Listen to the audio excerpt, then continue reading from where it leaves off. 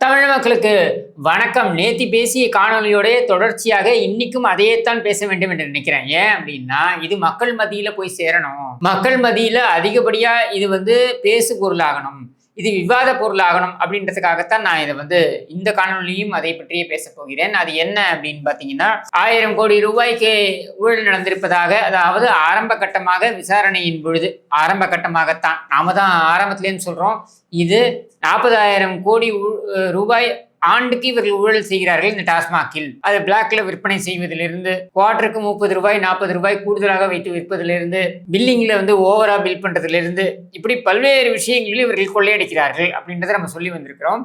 இது மதுபான நிறுவனங்களுக்கும் தெரியும், டாஸ்மாக் ஊழியர்களுக்கும் தெரியும், டாஸ்மாக்கு சென்று குடிப்பவர்களுக்கும் தெரியும். ஒரு நாளுக்கு 1 கோடி பேர் செல்கிறார்கள் என்றால் அங்கே பார்கள் இருக்கின்றன. அந்த பார்களுக்கு செல்லக்கூடிய நபர்கள் 40 விழுக்காடு என்று வைத்துக் கொண்டாலும் கிட்டத்தட்ட 35 - 40 லட்சம் பேர் அமர்கிறார்கள். அவர்கள் எல்லோருக்குமே தெரியும் இங்கே என்ன மாதிரியான ஊழல் நடந்து கொண்டிருக்கிறது என்று. இதை பட்டவர்த்தனமாக பகிரங்கமாக செய்யக்கூடிய ஒரு கும்பலாக இருக்கக்கூடிய கும்பல் தான் இந்த கரூர் கும்பல். இந்த கரூர் கும்பலை மொத்தமாக முழுவதுமாக ஆதரித்துக் கொண்டிருக்கின்ற நபர் தான் ஸ்டாலின். அதுவும் எந்த அளவுக்கு ஆதரிக்கிறார் என்றால், அவரை தியாகி என்று போற்றும் அளவிற்கு ஆதரிக்கிறார் அப்படின்றத நம்மளால பார்க்க முடிகிறது. இப்ப இவர்கள் டெல்லிக்கு சென்றிருக்கிறார்கள். யாரு? செந்தில் பாலாஜி டெல்லிக்கு போயிருக்காப்ல. செந்தில் பாலாஜி போயிருக்கின்ற அதே சமயத்தில் மாப்பிள்ளை சேர் என்று அழைக்கப்படக்கூடிய அந்த அயோக்கிய பயல் சபரீசனும் சென்றிருக்கிறான். இவன் எதுக்கு போனோம்? இவன் அங்கே சென்றதும் இல்லாமல் இவன் எதுக்கு போனோம் நீ எப்படி கேட்கலாம் அப்படின்னு நீங்க என்னை பார்த்துட்டே கேட்கலாம். ஏன், நான் யார் வேண்டாம் எங்க வேணாலும் போலாம். இவன் கண்ட இடத்துக்கு போனா அது நம்ம பிரச்சனையா என்றால் இல்லை. ஆனால் இவன் எங்கே செல்கிறான்? பாராளுமன்றத்துக்கு செல்கிறான். பாராளுமன்ற உறுப்பினர்கள் எல்லாம், மக்களால் தேர்வு செய்யப்பட்ட பாராளுமன்ற உறுப்பினர்கள் எல்லாம் இவனுக்கு மரியாதையை செலுத்த எல்லோரும் வருகிறார்கள். இந்த புகைப்படத்தை நீங்களே பாருங்க. இவர்கள் எல்லோரும் நிற்கிறார்கள். இவன் யார்? இவன் கட்சி உறுப்பினரா? கட்சியில் அங்கம் வைக்கிறானா? கட்சிக்காக உழைத்திருக்கிறானா? அப்படியே கட்சிக்காக உழைத்திருந்தாலும் கூட பாராளுமன்றத்தில் அத்தனை எம்பிக்களும் கூடி இவனுக்கு மரியாதை கொடுக்க வேண்டிய அவசியம் கிடையாது. சரி, தமிழ்நாட்டுக்காக உழைத்திருக்கிறானா? தமிழ்நாட்டுக்கு ஏதாவது நல்லது செய்திருக்கிறானா? எதற்காக அவனுக்கு அவ்வளவு மரியாதையை இந்த எம்பிக்கள் எல்லாம் கொடுக்கிறார்கள்? ஏனென்றால் இவர்கள் எம்பிக்கள் என்கிற அந்த அங்கீகாரத்தை பெற்றது எதன் அடிப்படையில்? இவர்கள் தமிழக மக்களின் பிரதிநிதிகள் என்கிற அளவில் இவர்கள் அந்த எம்பி என்கிற அங்கீகாரத்தை பெற்றிருக்கிறார்கள். அவ்வாறு பெற்றிருக்கின்ற அந்த அங்கீகாரத்தை வைத்து இவர்கள் போய் சலாம் போடுகிறார்கள் இவனுக்கு. இவன் யார்? இவனுடைய பின்னணி என்ன? இவன் ஸ்டாலின் குடும்பத்தில் பெண் எடுத்திருக்கிறான் என்பதை தவிர்த்து வேறு என்ன இவனுக்கு மரியாதை? வேறு என்ன இவனுக்கு பெருமை? இவன் உழைப்பு என்ன? எதுவுமே கிடையாது. ஆனால் இவனுக்கு இங்க உச்சபட்ச மரியாதை. எங்க? டெல்லியில மட்டும் இல்ல, தமிழ்நாட்டிலேயே இவனுக்கு உச்சபட்ச மரியாதை. இவன் செக்ரட்டேரியட்லயே போய் முதலமைச்சருடைய அரியணை, முதலமைச்சருடைய சேருக்கு பின்னால நின்று போட்டோ எடுத்து, அதை சேருக்கு பின்னால போட்டோ எடுக்கலாம், மாப்பிள்ளை தானே வராரு, போட்டோ எடுத்துக்கிட்டாரு கூட சொல்லலாம். ஆனால் இவன் அந்த சேருக்கு பின்னால நின்றுகிட்டு போட்டோ எடுத்து அதை தமிழக அரசாங்கத்துடைய அதிகாரப்பூர்வமான அந்த கெசெட்ல வெளியிடுற அளவுக்கு, அதாவது அவங்களுடைய அதிகாரப்பூர்வமான வெளியீடாக கொண்டு வர அளவுக்கு இவனுக்கு என்னத்துக்கு இந்த அளவுக்கு செல்வாக்கு? இவன் யார்? இவன் எங்கிருந்தான்?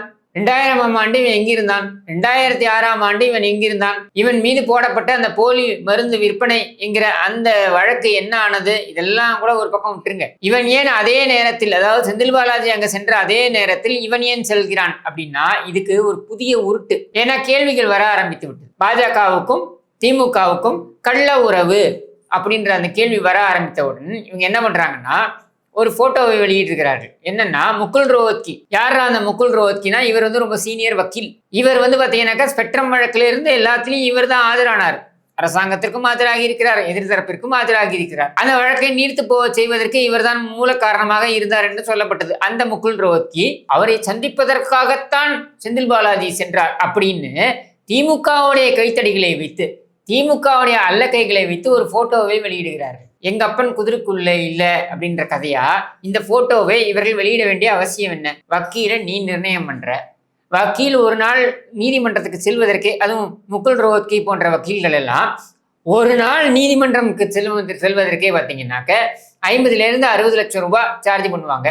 டிஸ்கஷனுக்கு வரணும்னா அதுக்கு தனி ஃபீஸு 20 - 25 லட்சம் இப்படி ஒரு சார்ஜ் வச்சிருப்பாங்க. இதுக்கு நீங்க ஃப்ளைட்டு காஸ்ட் கொடுப்பீங்க, அவங்க வரப்போறாங்க, உங்ககிட்ட பேசிட்டு போறாங்க.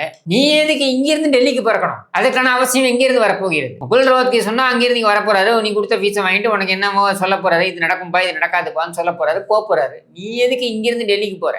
அதே சமயத்தில் இந்த மாப்பிள்ளை சார் என்று சொல்லக்கூடிய இந்த சபரீசன், இந்த அயோக்கிய ராஸ்கல் எதுக்கு அங்க நிற்கிறான்? அப்போ 2 பேரும் என்ன செய்திருக்கிறீர்கள் என்றால், நீங்கள் போய் சாஷ்டாங்கமாக அங்கே இருக்கக்கூடிய டெல்லி முதலாளிகளிடம் நீங்கள் விழுந்திருக்கிறீர்கள், காலில் விழுந்திருக்கிறீர்கள். இது ஒன்றும் உங்களுக்கு புதுசு கிடையாது. சர்க்காரியா காலத்திலிருந்து கருணாநிதி இதைத்தானே செய்து கொண்டிருக்கிறார். சர்க்காரியா முதல் ஸ்பெக்ட்ரம் வரை கருணாநிதி இதைத்தான் செய்திருக்கிறார் என்கிற பொழுது இப்பொழுது நீங்கள் புதிதாக ஏதாவது ஒன்று செய்ய போகிறீர்களா? கிடையாது. அப்போ அங்கே போய் காலில் விழுந்திருக்கிறீர்கள். அதன் அடிப்படையில் தான் இங்கே ஒரு மனுவை போட்டிருக்கிறீர்கள். அந்த மனு என்ன? எங்களை யாரும் விசாரிக்க கூடாது, அமலாக்கத்துறை திடீரென்று வரக்கூடாது. நீங்க பார்த்தீங்கன்னாக்க 2019ஆம் ஆண்டு ஒரு ரெய்டு இப்படி நடந்தது. அதுக்கு ஸ்டாலின் பேசுகிறார் மேடையில. கடைஞ்சது எடுத்த தத்தின்னு இருந்தாலும் சொல்றோம்ல, ஏன் சொல்றோன்றதுக்கு இது ஒரு உதாரணம். நீ ரெய்டுக்கு வாங்க, இது பணங்காட்டு நெறி, எந்த சலசலப்புக்கும் அஞ்சாது, எங்களுக்கு பயம் இல்லை, நீங்க ரெய்டுக்கு வர்றது எங்களுக்கு பிரச்சனை இல்லை, ஆனா திடீர்னு வந்தா எப்படி அப்படின்ற. திடீர்னு வந்தாதான் ரெய்டு. வாங்கிட்ட என்ன ஒரு வாரத்துக்கு முன்னாடி சொல்லிட்டு வந்தா அது ரெய்டா? திடீர்னு வந்தாதான் ரெய்டு. அப்புறம் என்ன திடீர்னு வந்தா எப்படின்னு கேள்வி கேட்கிற. அப்ப இதுதான் இவர்களுடைய எண்ண ஓட்டம். அதாவது இவர்கள் நினைத்தால் யார் வீட்டுக்கு வேணாலும் நுழைய வாங்கலாம். என் வீட்டுக்கு வருவாங்களாம் 1:30 மணிக்கு, 10 போலீஸ் 15 போலீஸ், சம்மன் கிடையாது, ஒண்ணும் கிடையாது, ஆனா அப்படியே தூக்கிட்டு போவாங்களாம். மாரிதாஸ் வீட்டுக்கு வருவாங்களாம், சவுக்கு சங்கர் வீட்டுக்கு வருவாங்களாம், யார் வீட்டுக்கு வேண்டுமானாலும் நுழைவார்களாம். முன்னாள் அமைச்சர் என்று கூட பார்க்காமல் ஜெயக்குமார் அவர்களுடைய நுழைந்து அத்துமீறி நுழைந்து அவரை தூக்கிட்டு போவாங்களாம். இப்படி யார் வீட்டுக்கு போனாலும் இவங்க போவாங்களாம். ஆனா இவங்கள்ட்ட மட்டும் வரணும்னா திடீர்னு வந்தா எப்படி அப்படின்னு சவால் விடுவாங்களாம். திடீர்னு வராம வேற என்ன பண்ணுவாங்க? நீங்க குபீர்னு ஊழல் பண்ணீங்கன்னா அவங்க திடீர்னு தான் வருவாங்க. அதான் போய் துவக்கட்டீர்னு விழுறீங்களே அவங்க காலில். அவர்கள் காலில் விழுந்து நீங்கள் தப்பித்திருக்கிறீர்கள். நான் திரும்பவும் சொல்றேன், நான் பாரதிய ஜனதாவை பார்த்து சொல்கிறேன், எனக்கு உங்கள் மீது எல்லாம் ஒன்றும் கடும் காழ்ப்பெல்லாம் கிடையாது. நான் கேட்பதெல்லாம் ஒன்று மட்டும்தான். 11 ஆண்டுகளாக நீங்கள் ஆட்சியில் இருக்கிறீர்கள். இந்த 11 ஆண்டுகளாக நீங்கள் ஆட்சியில் இருந்து இந்த கருணாநிதி குடும்பம் கொள்ளையடிக்கின்ற குடும்பம், ஊழல் குடும்பம் என்று உங்களுக்கு தெரியாதா? தெரிந்தும் என்ன வழக்கை நீங்கள் முன்னெடுத்திருக்கிறீர்கள்? இதான் என்னுடைய கேள்வி. உங்களுடைய மாநில தலைவர் போராட்டம் நடத்துவது என்பதெல்லாம் அவருடைய உரிமை, அதுக்குள்ளெல்லாம் போக விரும்பல. ஆனால் மக்கள் உங்களை பார்த்து கேள்வி கேட்கிறார்கள். அதிகாரத்தில் இருந்து கொண்டு நீங்கள் இந்த குடும்பத்திற்கு எதிராக ஒரு துரும்பை கூட கிள்ளி போடவில்லை. செந்தில் பாலாஜிக்கு எதிரான அமலாக்கத்துறை அந்த நடவடிக்கை என்பதற்கு கூட நீங்கள் உரிமை கொண்டாட முடியாது. அது அனைத்து அண்ணா திராவிட முன்னேற்ற கழகம் ஆட்சியின் பொழுது போடப்பட்ட வழக்கு. அந்த வழக்கில் உச்ச நீதிமன்றத்துக்கு சென்று வாதாடி அதில் அவர்களுக்கு சாதகமான ஒரு தீர்ப்பை கொண்டு வந்தது யாருன்னா பாதிக்கப்பட்டவர்கள், எங்களுக்கு வேலை வேண்டும் என்று பணம் கொடுத்தவர்கள். இங்கே மத்திய அரசாங்கம் எதையும் பிடுங்கவில்லை, அமலாக்கத்துறை எதையும் பிடுங்கவில்லை, உச்ச நீதிமன்றம் சொல்லி அதை செய்திருக்கிறார்கள். என்னுடைய கேள்வி, நீங்கள் இந்த கருணாநிதி குடும்பத்திற்கு எதிராக என்ன செய்திருக்கிறீர்கள்? எதுவுமே கிடையாது. மாறாக கருணாநிதிக்கு நெத்திக்காசை வெளியிடுவதற்கு அங்க சமாதியில் மண்டியிட்டீர்கள். இதை தவிர்த்து வேற என்ன செய்திருக்கிறீர்கள்? உங்களை பொறுத்த வரைக்கும் டெல்லியில் நீங்கள் ஆட்சியில் இருப்பதற்கு உங்களுக்கு இந்த 22 எம்பிக்கள் அல்லது 23 எம்பிக்கள், இந்த லோக்சபாவில் இருக்கக்கூடிய எம்பிக்கள், ராஜ்யசபால மாநிலங்களவையில் இருக்கக்கூடிய எம்பிக்கள், அவர்கள் எப்படி உங்களுக்கு உதவுவார்கள் அப்படின்றதான். நேரடியாக உதவ முடியவில்லை என்றால் மறைமுகமாவது உதவுவார்கள் அப்படின்றதான் உங்களுடைய யோசனை, உங்களுடைய சிந்தனை. நீங்கள் ஒவ்வொரு முறை பிரதமர் வருகிறார். 2019 தேர்தலின் பொழுது பிரதமர் வந்தார், 2021 தேர்தலின் பொழுது பிரதமர் வந்தார், 2024 தேர்தலின் பொழுது பிரதமர் வந்தார். இந்த 3 தேர்தல், 2 நாடாளுமன்ற தேர்தல், 1 சட்டமன்ற தேர்தல், இந்த 3 தேர்தலின் பொழுதும் வந்தார். வந்த பொழுதெல்லாம் என்ன சொன்னார்? இந்த கருணாநிதி குடும்பம் ஊழல் குடும்பம், இந்த குடும்ப ஆட்சி ஒழிக்கப்பட வேண்டும் என்று சொன்னார். அதற்காக ஒரு துரும்பையாவது கிள்ளி போட்டீர்களா? இதுதான் கேள்வி. 11 ஆண்டுகள், 1 ஆண்டு 2 ஆண்டு அல்ல, 11 ஆண்டுகள் நீங்கள் ஆட்சியில் இருந்திருக்கிறீர்கள். இந்த 11 ஆண்டுகளில் நீங்கள் என்ன செய்தீர்கள்?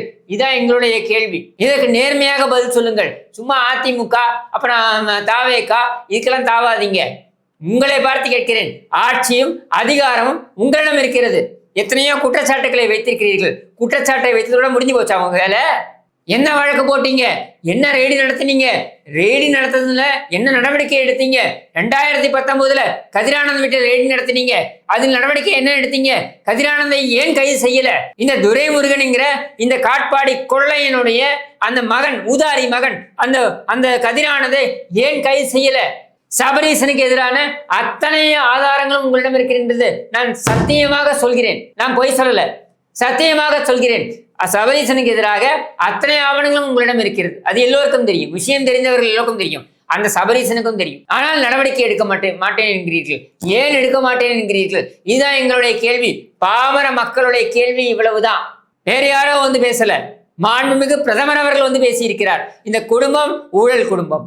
இந்த குடும்பம் பல்லாயிரக்கணக்கான கோடிகளான ஊழல்களை செய்திருக்கிறது. இதையெல்லாம் சொன்னது யாரு? மாண்புமிகு பிரதமர் அவர்கள்.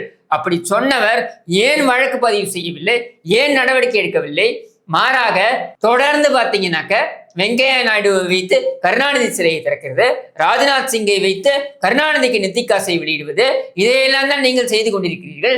இதை அரசியல் ராஜதந்திரம் என்று நீங்கள் நினைத்துக் கொண்டிருக்கலாம். ஆனால் தமிழ்நாட்டு அரசியலை பொறுத்த வரைக்கும் அது கருணாநிதி ஆதரவு, கருணாநிதி எதிர்ப்பு, தீய சக்திக்கு ஆதரவு, தீய சக்திக்கு எதிர்ப்பு, தீய சக்தியான திமுகவை ஒழித்து கட்டுவது அல்லது தீய சக்தியான திமுகவுக்கு முட்டு கொடுப்பது, இதுதான் இங்கே அரசியல். இந்த அரசியலில் நீங்கள் எந்த நிலைப்பாட்டை எடுக்க போகிறீர்கள்? இதான் எங்களுடைய கேள்வி. எந்த நிலைப்பாட்டை எடுக்க போகிறீர்கள் என்பதனை வெறும் வாய் வார்த்தையில் மட்டும் சொல்லாமல் இன்று அதிகாரத்தை கையில் வைத்துக் கொண்டு நீங்கள் செயல் வடிவில் எதை செய்ய போகிறீர்கள்? இதுதான் எங்களுடைய கேள்வி. இது பாமர மக்களுடைய கேள்வி, கட்சி மாச்சரியம் இல்லாத மக்களுடைய கேள்வி. இதற்கு உங்களுக்கு பதில் சொல்வதற்கு திராணி இருக்கிறதா? உங்களால் சொல்ல முடியுமா? சொல்ல முடியும் என்றால் அதை செயல் வடிவில் காட்டிவிட்டு அதற்கு பின் இங்கே அரசியல் செய்யுங்கள். அது வரையில் உங்களுடைய அரசியல் இங்கே எடுபடாது. நீங்கள் என்ன நாடகம் நடத்தினாலும் அது எடுபடாது என்று கூறி விடைபெறுகிறேன். நன்றி, வணக்கம்.